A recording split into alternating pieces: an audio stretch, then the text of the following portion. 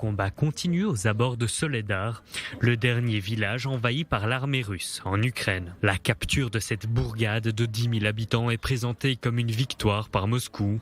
Au micro de Rossiya 1, Vladimir Poutine a salué ce succès.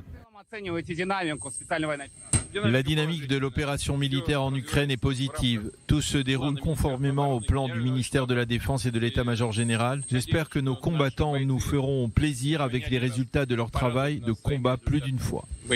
Pour autant, cette avancée n'est pas la panacée pour l'armée russe. Parmi les nombreux problèmes auxquels sont confrontés les hommes de Moscou en Ukraine, on compte notamment les tensions entre l'armée régulière et les soldats de la société militaire privée Wagner.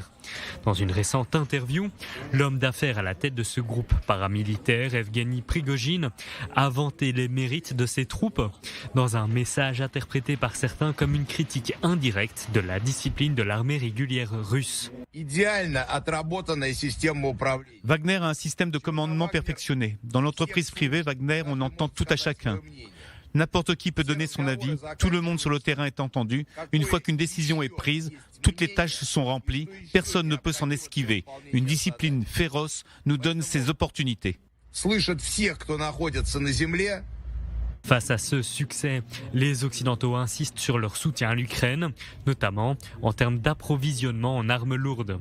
Après l'annonce samedi de l'envoi des premiers chars lourds par les Royaumes-Unis, d'autres pays devraient suivre, selon le secrétaire général de l'OTAN. Les récentes promesses de livraison d'armements lourds sont importantes et je m'attends à ce qu'il y en ait davantage dans un futur proche.